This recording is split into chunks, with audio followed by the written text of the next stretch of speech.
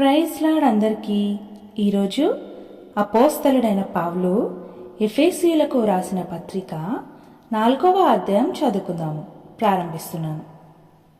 కాబట్టి మీరు సమాధానమును బంధము చేత ఆత్మ కలిగించు ఐక్యమును కాపాడుకొనుటయందు శ్రద్ధ కలిగిన వారై ప్రేమతో ఒకనినొకడు సహించుచు మీరు పిలువబడిన పిలుపునకు తగినట్లుగా దీర్ఘశాంతముతో కూడిన సంపూర్ణ వినయముతోనూ సాత్వికముతోనూ నడుచుకొనవలెనని ప్రభువును బట్టి ఖైదీనైన నేను మిమ్మును బతిమాలుకొనుచున్నాను.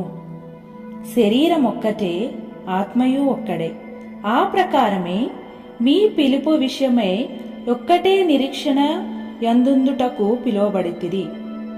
ప్రభువు ఒక్కడే, విశ్వాసం ఒక్కటే, బాప్తిస్మం ఒక్కటే, అందరికీ తండ్రి అయిన దేవుడు ఒక్కడే.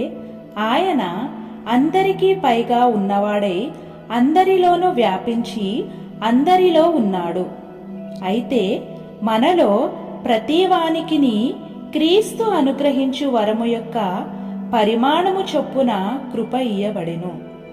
అందుచేత ఆయన ఆరోహణమైనప్పుడు చెరను చెరగా పట్టుకొని పోయి మనుష్యులకు ఈవులను అనుగ్రహించనని చెప్పబడి ఉన్నది.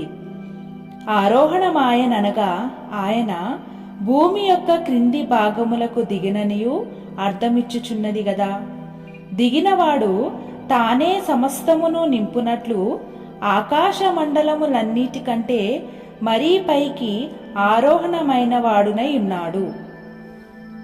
మనమందరము విశ్వాస విషయములోను దేవుని కుమారుని గూర్చిన జ్ఞాన విషయములోను ఏకాత్వము పొంది సంపూర్ణ పురుషుల మగు వరకు, అనగా క్రీస్తునకు కలిగిన సంపూర్ణతకు సమానమైన సంపూర్ణత కలవార మగు వరకు ఆయన ఇలాగు నియమించెను.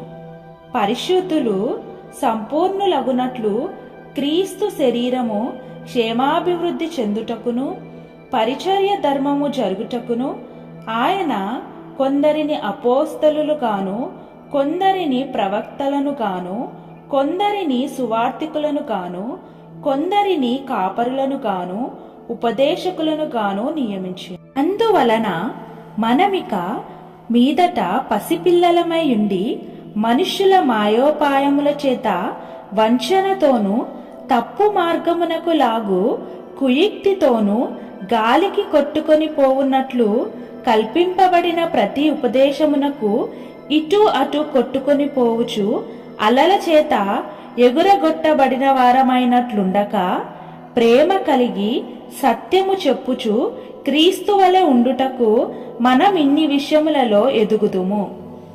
ఆయన శిరస్సై ఉన్నాడు.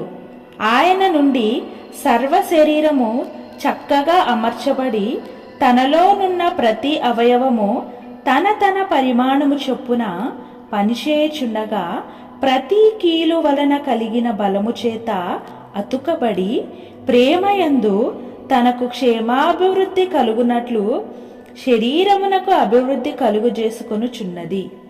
కాబట్టి అన్యజనులు నడుచుకొనున్నట్లు మీరిక మీదట నడుచుకొనవలదని ప్రభువునందు సాక్ష్యమిచ్చుచున్నాను. వారైతే అంధకారమైన మనసు గలవారే తమ హృదయ కాఠిన్యము వలన తమలోనున్న అజ్ఞానము చేత దేవుని వలన కలుగు జీవములో నుండి వేరుపరచబడిన వారే తమ మనస్సుకు కలిగిన వ్యర్థత అనుసరించి నడుచుకొనుచున్నారు. వారు సిగ్గులేని వారై ఉండి నానా విధమైన అపవిత్రతను అత్యాశతో జరిగించుటకు తమ్మును తామే కాముకత్వమునకు అప్పగించుకొనిరి. అయితే మీరు యేసుని గూర్చి విని ఆయన యందలి సత్యము ఉన్నది ఉన్నట్టుగానే ఆయన యందు ఉపదేశింపబడిన వారైన ఎడల మీరాలాగు క్రీస్తును నేర్చుకొన్నవారు కారు.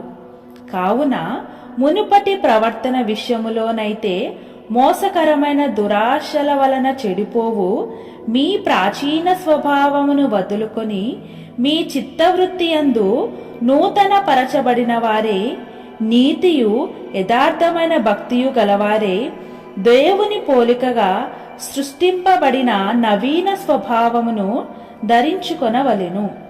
మనము ఒకరికొకరము అవయవములై ఉన్నాము గనుక మీరు అబద్ధమాడుట మాని ప్రతివాడు తన పొరుగువానితో సత్యమే మాటలాడవలెను.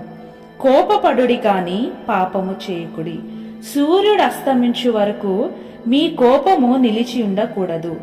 అపవాదికి చోటియ్యకుడి. దొంగిలువాడు ఇక మీదట దొంగిలిక అక్కరగలవానికి పంచిపెట్టుటకు వీలు కలుగు నిమిత్తము తన చేతులతో మంచి పని చేయుచు కష్టపడవలెను. వినువారికి మేలు కలుగునట్లు అవసరమును బట్టి క్షేమాభివృద్ధికరమైన అనుకూల వచనమే పలుకుడి గాని దుర్భాష ఏదైనను మీ నోట రానియ్యకుడి. దేవుని పరిశుద్ధాత్మను దుఃఖపరచకుడి. విమోచన దినము వరకు ఆయన యందు మీరు ముద్రింపబడి ఉన్నారు. సమస్తమైన ద్వేషము, కోపము, క్రోధము, అల్లరి, దూషణ, సకలమైన దుష్టత్వమును మీరు విసర్జించుడి. ఒకని ఎడల ఒకడు దయ కలిగి కరుణాహృదయులై క్రీస్తునందు దేవుడు మిమ్మును క్షమించిన ప్రకారము మీరును ఒకరినొకరు క్షమించుడి. ఆమేన్. ప్రభువైన యేసుక్రీస్తు వారు ఈ వాక్యమును దీవించి మన జీవితాలలో